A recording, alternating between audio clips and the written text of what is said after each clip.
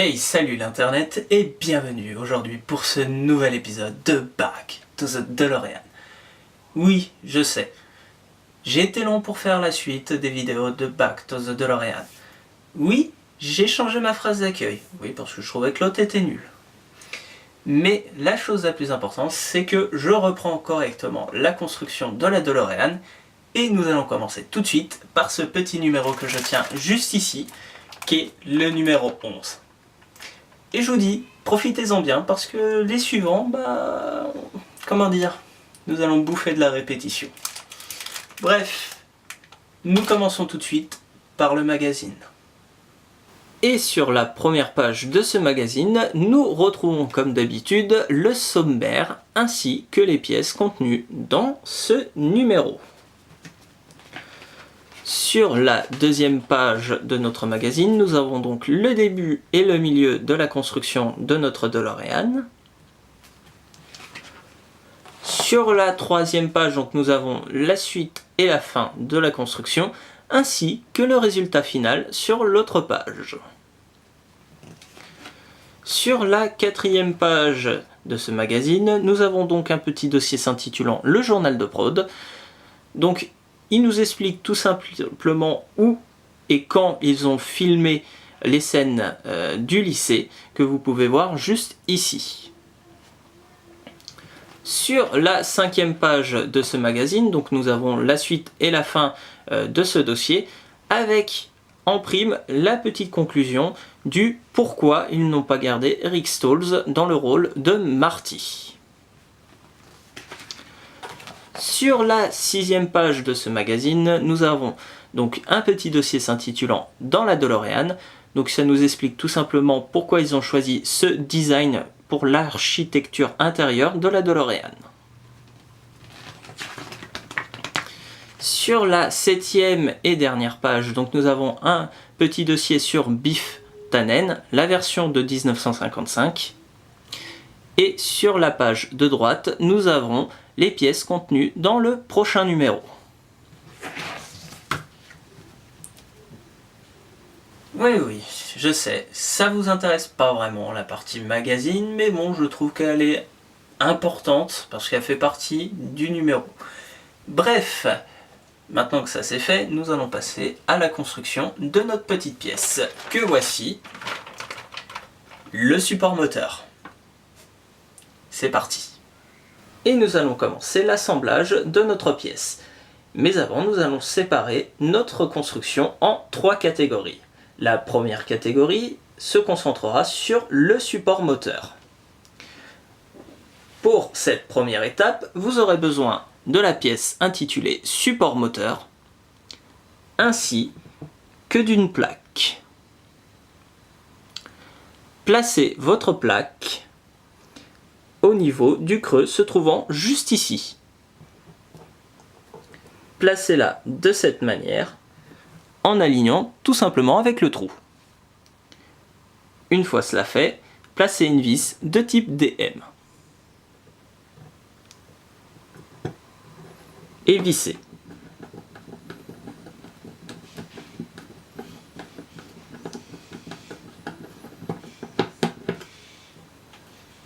Recommencez ensuite l'étape en retournant la pièce et en reproduisant la même chose.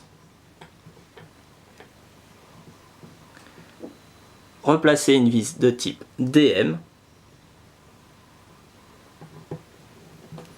et vissez. Petite information, les pièces sont en métal, donc n'hésitez pas à les serrer.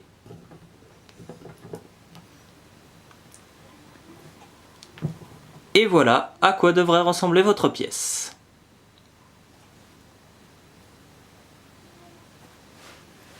Pour cette deuxième étape de ce montage, vous aurez besoin de la pièce châssis moteur ainsi que des billettes. Placez une billette à l'intérieur du trou en les alignant. Faites en sorte que la partie extérieure se retrouve comme ci présente. Placez ensuite une vis de type HM dans le trou. Puis vissez.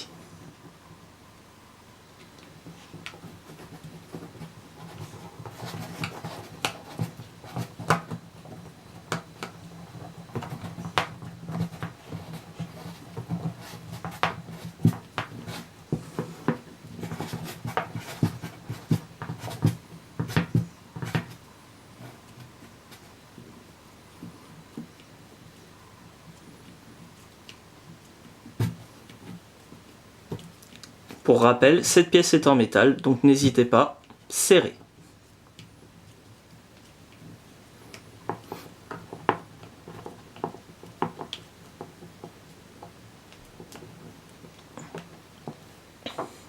Et voilà le résultat.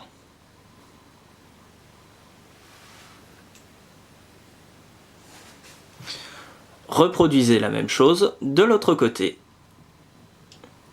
Faites toujours attention à ce que votre pièce soit de cette manière. Placez ensuite une vis de type HM.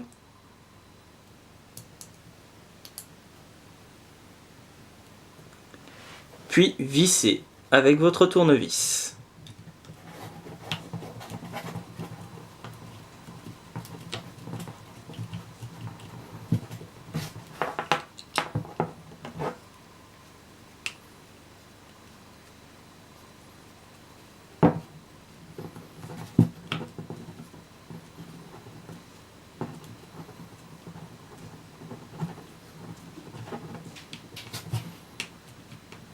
N'hésitez pas à forcer pour que votre pièce rentre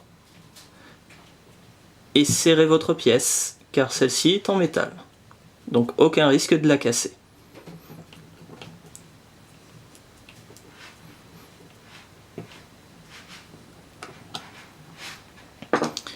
Et voilà à quoi devrait ressembler votre pièce au final.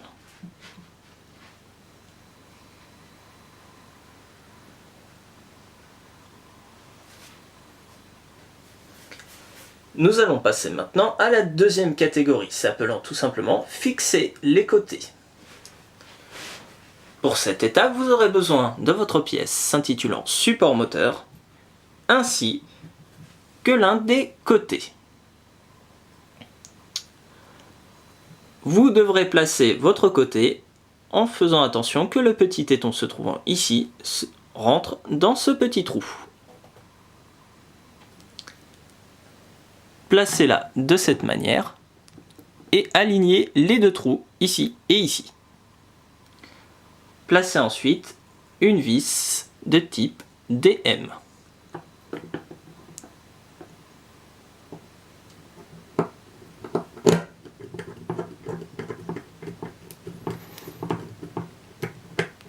Vous pouvez serrer cette pièce sans problème car celle-ci est en métal.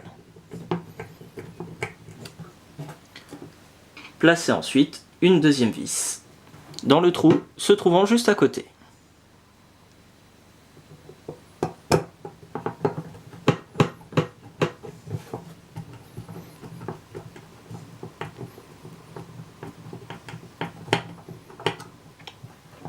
Et voilà le résultat. Et pour cette deuxième étape, vous aurez besoin de la pièce s'intitulant support moteur, ainsi que de la pièce côté. Placez ensuite la pièce de même manière que dans l'étape 1 et reproduisez tout simplement le même schéma en plaçant une vis de type DM.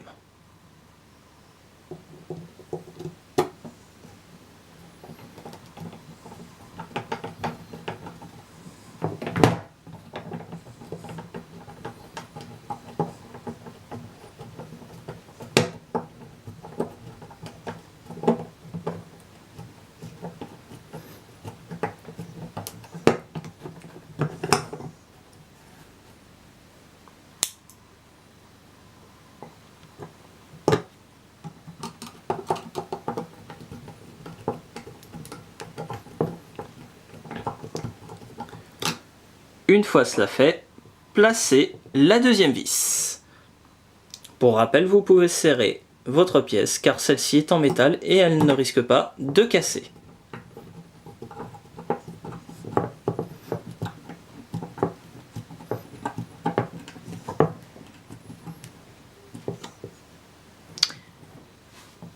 Et voilà le résultat.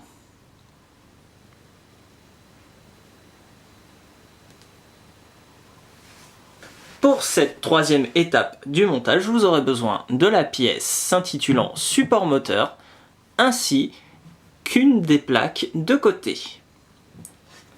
Placez-la dans le trou comme ceci et vérifier l'alignement avec le trou pour y placer la vis. Placez ensuite une vis de type DM à l'intérieur du trou.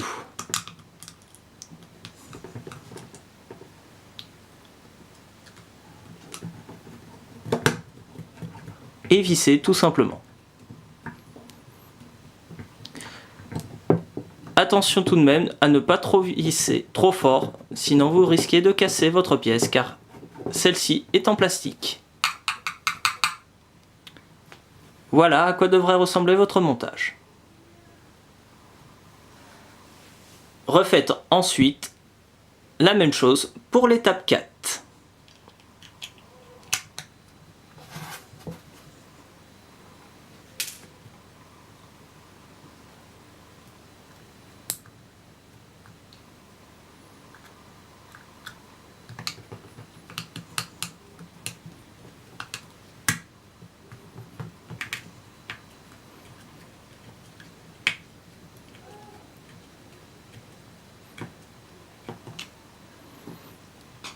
Et voilà à quoi devrait ressembler votre pièce.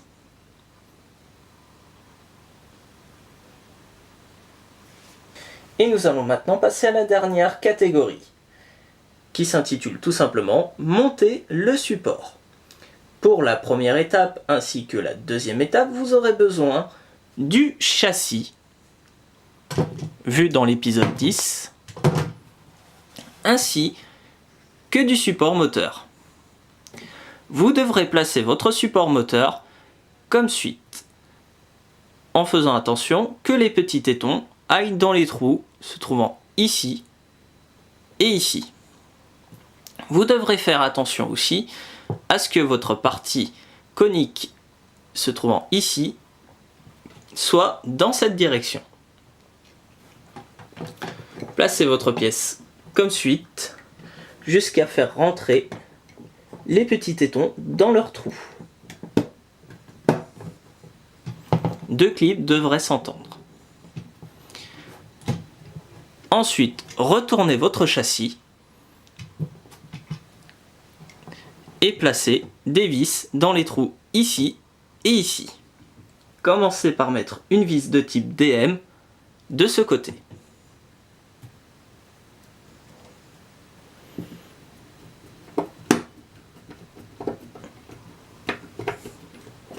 N'hésitez pas à serrer vos vis, la pièce est en métal et ne risque donc pas de casser. Faites ensuite la même chose de l'autre côté.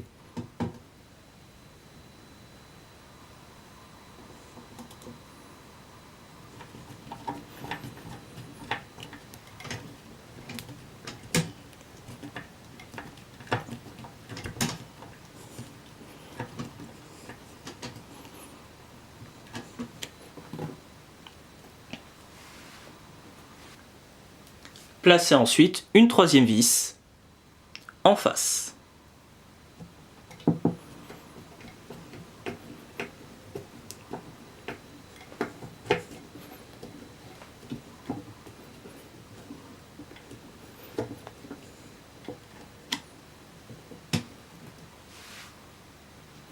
Et pour finir, placez la quatrième vis de type DM dans le dernier trou.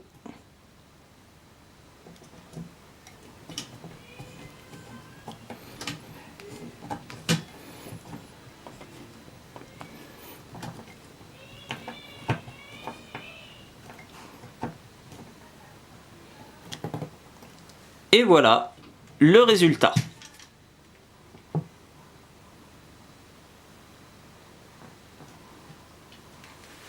Et voilà, nous avons enfin fini la construction de cette merveilleuse petite pièce se trouvant juste ici.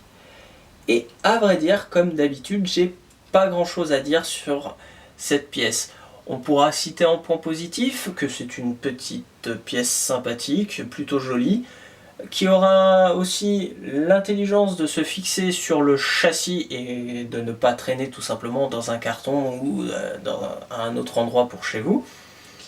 On pourra aussi féliciter Eglamos pour avoir pour une fois usiné correctement leurs vis, à un point que j'ai eu presque aucun souci à les rentrer dans leur trou et à les visser.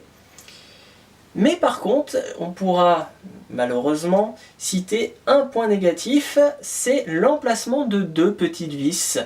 Donc celle-ci et bien sûr celle qui se trouve en face. Et là, j'ai presque envie de vous dire, mais il y a des gens qui réfléchissent chez vous? Je m'explique. Dans cette maquette, ils nous ont fourni un tournevis de précision, enfin un tournevis de maquette, et dans leur intelligence suprême, ils ont placé deux vis à deux emplacements bien faits pour que le manche tape juste ici. Donc en gros, il est quasiment impossible de serrer correctement les deux vis que je vous ai montrées avec ce tournevis. Et puis il faut dire aussi que les têtes sont pas vraiment de bonne qualité, donc elles ont tendance à être abîmées et ça n'aide pas non plus. Mais j'ai trouvé la petite parade en achetant tout simplement des tournevis de précision comme ceci, donc ça coûte quoi, 5 € dans n'importe quelle boutique de bricolage. Donc moi c'est ça que je vous conseille d'avoir sous la main pour serrer correctement vos vis. Donc voilà, nous avons terminé tout simplement avec cette pièce. Vous avez eu mon ressenti. Donc vous savez quoi mes chers voyageurs temporels? Oui, vous le savez.